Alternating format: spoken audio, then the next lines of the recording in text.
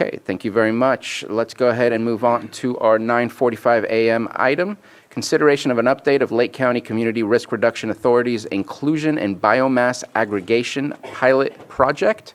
And I want to check in with my colleagues, Supervisor Simon and Supervisor Pyska, if you want to introduce this item.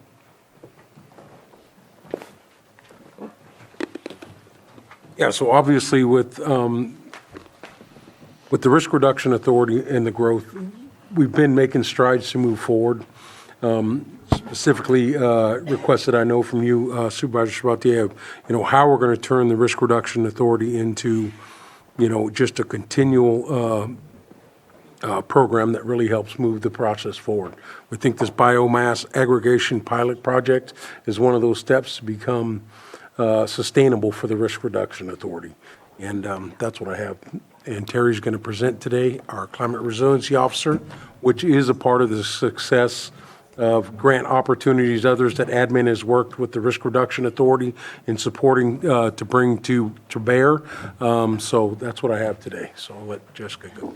And I'll just add, it's been a while since we have given a board update from the Risk Reduction Authority. We've had a lot of changes going on, and even though this is from our climate officer, I hope that we can all just receive this as an update of what's been happening with the RRA, because this is something that we've been working on, Terry and I, for years together, but just recently in the last several months with the Risk Reduction Authority. Yeah, thank you. As Supervisor Pyska and Simon had mentioned, we have been talking about being admitted into the Biomass Aggregation Pilot Project for years. This is the third year of the pilot project. There were several years leading up to it, getting ready for it, and Lake County was left out. And Lake County at that time, when it began, was the only county that had a JPA that was focused on wildfire prevention. And so it's been a long-term goal of the RRA to position themselves and the county as a whole to be accepted into this pilot project, which is of the Governor's Office of Planning and Research, or OPR. The draft contract between OPR and the RRA is nearly the draft is nearly completed. The consultant selection is ongoing, which I'll finalize by the 14th of this month. OPR increased the initial budget from $100,000 to $150,000, and then I heard just a couple of days ago we have now $175,000, which is not a lot of money for hiring consultants to do this intensive work for a year. So there's some changes to the scope, which I'll go over. But it's anticipated that once we get through this year, the RRA is reformulated, which just means the foundation documents are updated, the bylaws are updated, and they choose which direction they want to go. We will be eligible, or they will be eligible, for $1 or $2 million in seed money. All right. And so, again, two of OPR, the Office of Planning and Research, goals are to manage forests to achieve the state's economic and environmental goals and to create a sustainable wood products market in California.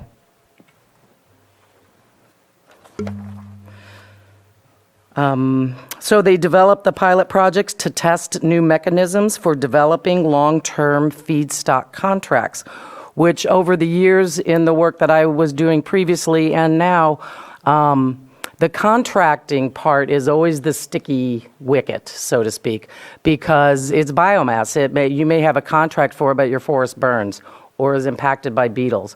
And this is something that is not unique to Lake County.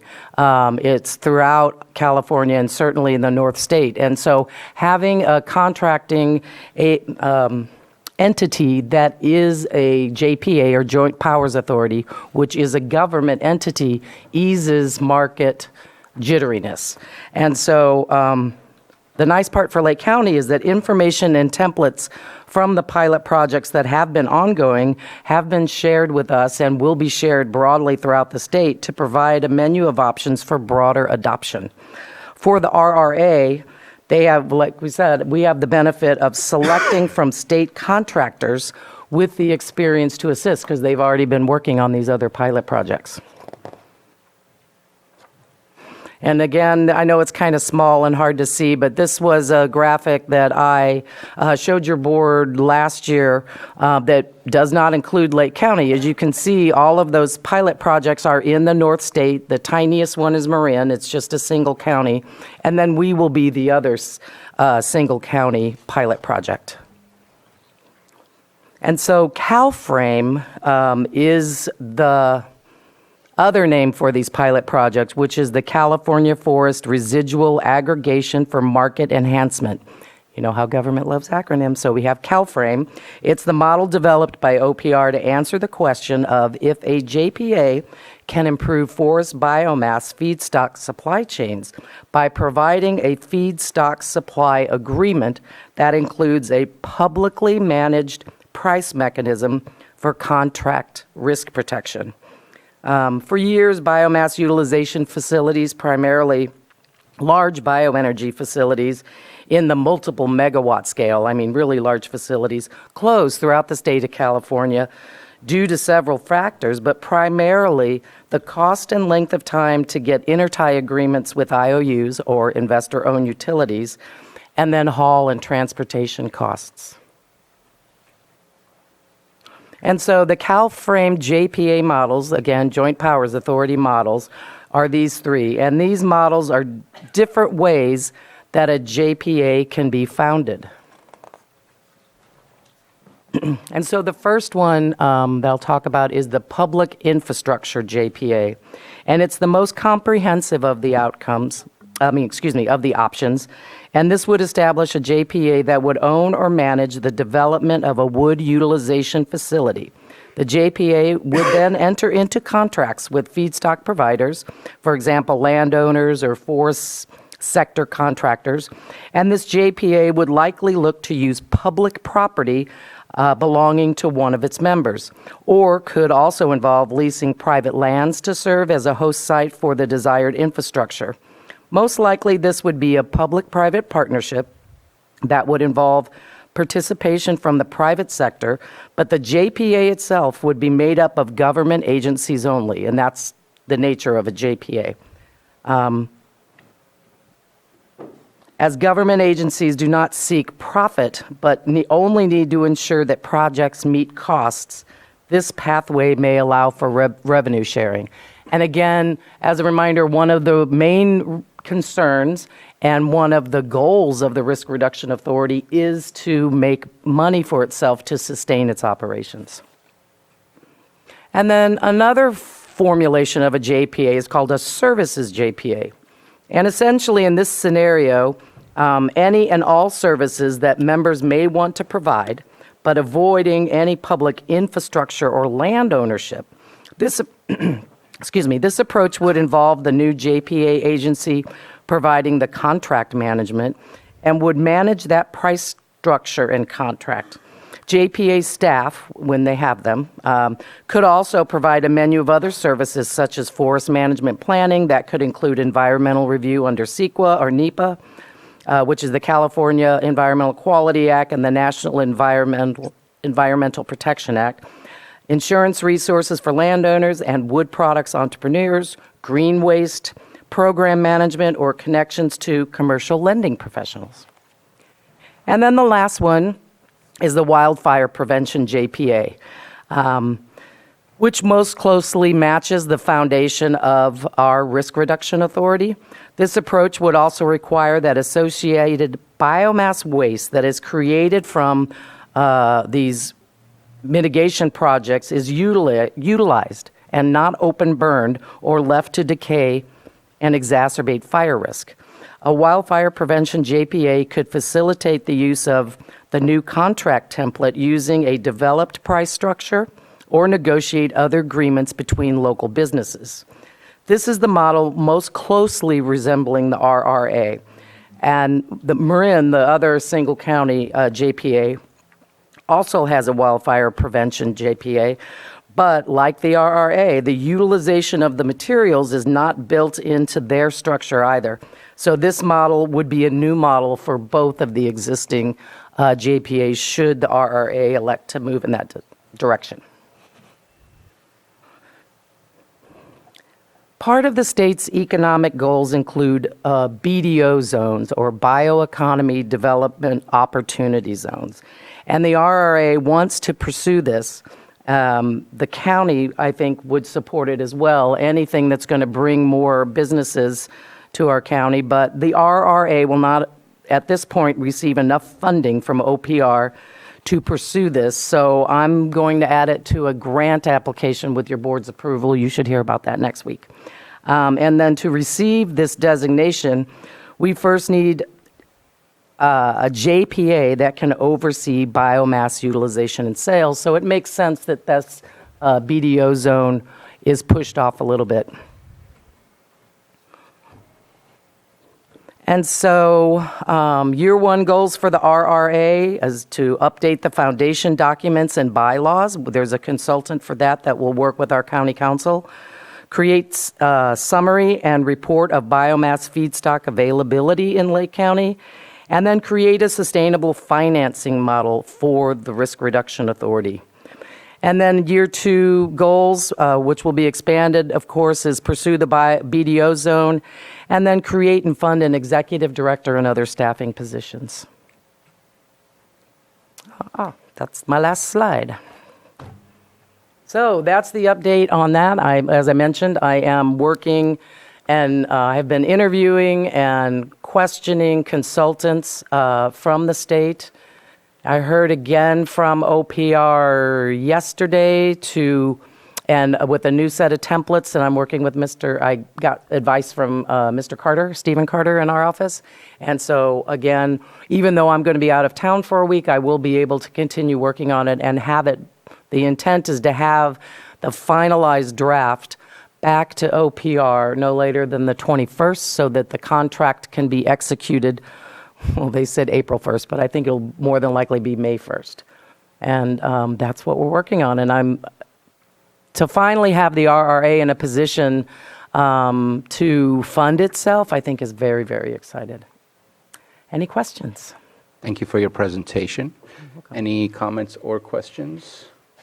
Well, unfortunately, the Farm Bureau folks left because this isn't just Forest Health Project, but this is going to impact all of our biomass throughout the county because it's carbon sequestration and it's eliminating greenhouse gases. And so when we have conversions, orchard or vineyard conversions, there's lots of biomass that comes out of that, and potentially that could be a saleable product rather than a burden when they have to burn the land and invest in all of that removal. So this is going to be much broader than just fire resiliency. Correct. Yeah. And if you remember, just before the end of the year last year, we took this to the board, the RA board. We were able to pull it together. And there were quite a few conversations, especially from the City of Clear Lake Representative Russ Kramer, how are we going to quantify, instead of just getting rid of the materials, what are we doing? Are we going to benefit as a community of building an economy? And this is really that step towards that. So I really appreciate the governor's office reaching out and working with Jessica and Terry to really include Lake County in that. So I think we're on the right path, and getting the $175,000 to allow us to take those next steps is going to be really important. Okay. I have a question for you. The feedstock broker situation, does that chicken or egg is what I'm asking. Does the biomass facility come first, or does the feed broker come first in order to be prepared to market the output of the biomass facilities? That's a great question. I think it's both and, because you don't have, my preference is always, just my personal preference is to utilize your resources locally instead of exporting them. But if there's an opportunity to export them, if there's a broker who could sell the biomass to Woodland or to another facility until we're up to, I would say, have businesses here that can utilize it. That would be a win-win too.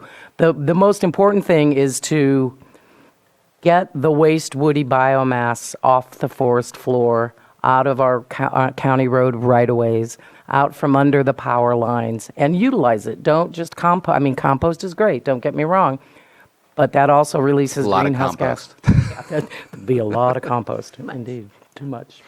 Well, I think both things are going to be happening in parallel tracks, because this investment is setting up the JPA to be the broker, and the BDO zone is setting up the county to attract the industry and develop the local industry. So that's why we've been so insistent that we do both. Even though we don't have funding for the BDO zone, we're going to look for another way to fund it, because one without the other will leave us completely stalled out. Right. So we have to have both. Yep.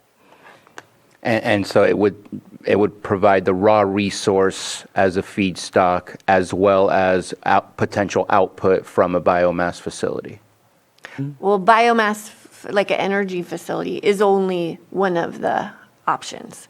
So the BDO zone is going to look at bioenergy, biofuel, biochar, wood products, pellets, like all of the things. They're going to look at the infrastructure that we have here, any current industry that we have here, ways to transport, and then figure out of all of those industries or combination of industries, what will fit best here, and then invite the investment to come in.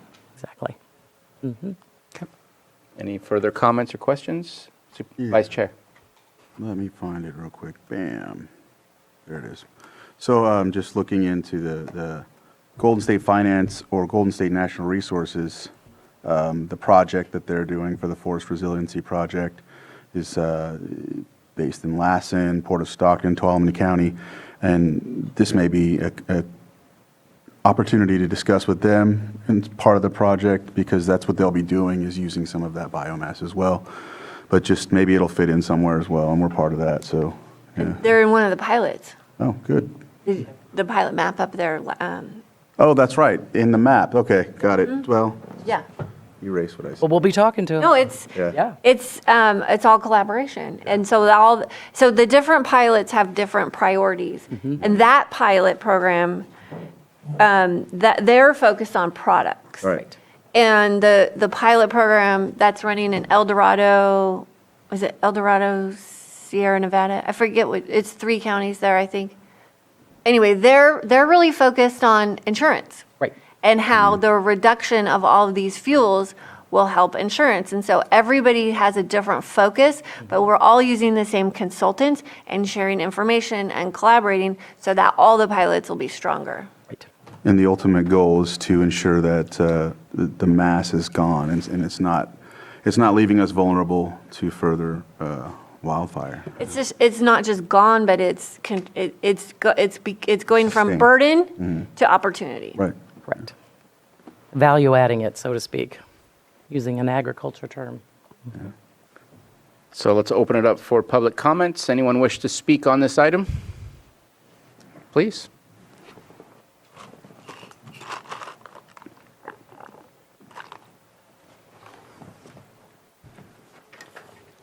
Joan Moss. I've been up complaining about fracturing the trees, cutting them down, throwing them away. And today I have a positive comment to make. We would be much more likely to succeed if in the grant you included the replanting. There is a Methodist Church Girl Scout troop who took all the seeds from a fallen oak giant near their church, grew them, and replanted them on Cobb and other places. The tree had died during a storm, and the seeds were there. And this Girl Scout leader, she doesn't want to be mentioned by name, had the girls collect the seeds, plant them, and then when they were so high, she went up with the Girl Scouts and replanted them. So for every tree it dies. I would like it written into the grant that there will be energy put forth to replanting new trees. And it would have a much more likely it would succeed. So we would still have oxygen in Clear Lake. I didn't realize that biomass was trees. The technical language in the grant is hard to understand for a common person like me who is marginal. But now that I know what it is, for every tree that goes, people, girls, boys, Girl Scouts, Boy Scouts should be there to replant new babies. Thank you. Thank you for your If you comment. could put that in the grant, it would be very people positive. Excuse me for talking. I'm not used to public talking, believe it or not. Bye. Thank you, Joan. Thanks, Joan. That's a great idea. And I just want to make a clarification for you. Biomass is any biological entity that has mass. Waste woody biomass is typically everything you put in your green waste bin. So it's not just trees. It can be more than that. It just depends on the terminology. But biomass, sometimes you hear about it in the Midwest where they're growing corn for ethanol. And that's considered biomass because it's a mass of biological entities. And so for Lake County and in California, primarily the term is about waste woody biomass. Thank you. It says algae Thank too. you for right? the clarification. Algae. Algae is biomass. Yeah, it is. It was mentioned that algae is also a type of biomass. This is a informational only. It does say consider direction to staff. I don't know that there's a direction other than what direction the RRA is taking. I will express that this is a lofty goal. I appreciate thinking big rather than thinking small. We have a big problem, therefore we're going to need a big solution to be able to handle this. But I don't think there's any other direction. Yeah, we'll leave it at that. Nothing further. Thank you. Thank you very much for the presentation.